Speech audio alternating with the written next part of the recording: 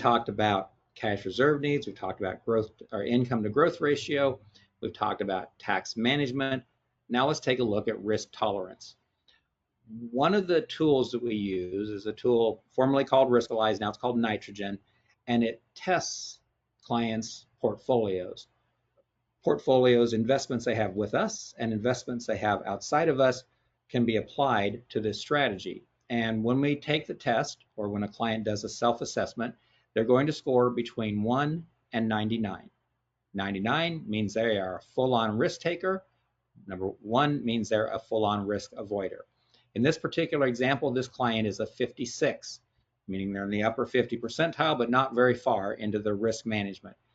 With a $533,000 portfolio, that means that during with a historical average of 95% percentile expectancy, they could have a performance of about 18%, almost 19% in a good 6-month period of time, or it could have a bad downturn, about 11.3%.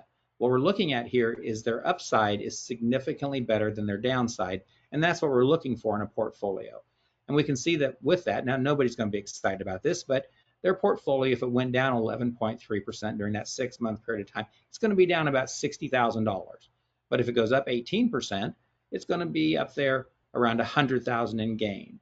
And the nice thing about that is understanding in dollar terms what that means to us, because people, they have this mindset that, oh, 10% down isn't that big a deal, but when they see their statement is down, $50,000 or $60,000, that can be pretty disconcerting, especially if you're retired.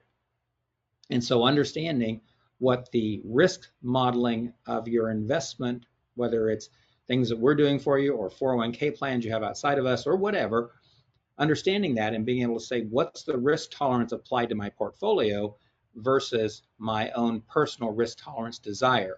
So let's say this person has a risk number of 56, but one of their accounts has a risk profile on it of 84.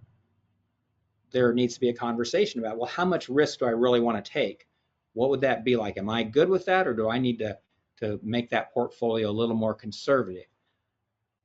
Another thing that this software will do for us is it'll help us take a look at a client's portfolio and compare it to, well, what would happen if we had the bull market like we did in 2013, or a bear market like we did in 2008? What would the performance have looked like? How much would it have gone down or up based on that? What if it's the financial crisis again that we experienced in the whole period of time for 2007 to 2011? What about if we had an interest rate spike, about an interest one, and in this case 1 1/3?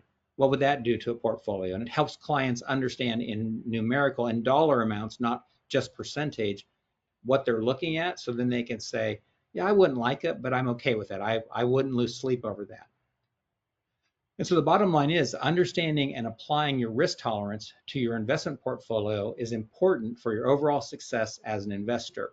Because when clients have the risk modeling in place and they understand the reward potential of their portfolio, they're able to say, yes, this makes sense, I'm good with this.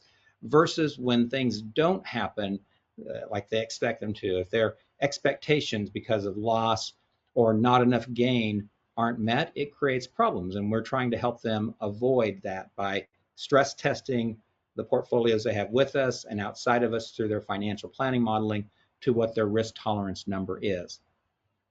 And that strategy with Nitrogen, formerly Riskalyze, is a way we help clients understand that. Understanding that risk works simply like this. Again, back to our 3 buckets here. For clients that have a higher risk portfolio, that means we're going to have a lot more volatility. We'll have higher return potential, but also higher chance of loss. For those with more of a moderate risk, we're going to have some limited protection options. We're going to have more moderate volatility, some limited liquidity, and a moderate return potential. And then finally, for no or low risk, we'll have guaranteed returns, no loss provisions, usually high liquidity, and then lower return potential. So what we might say is, in terms of today's numbers, this might be 4 to 6%. This might be 7 to 9%, and this might be 10% plus.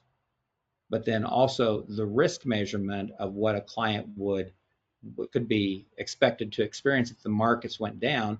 That's also another important piece of this. That's why we measure the risk tolerance. So what we're able to do is to take this software and then say, this is not only what your risk number is, but this is how your portfolio is set up versus how you'd like it to be set up. And I'll probably give a little bit of that example in next month's presentation or review.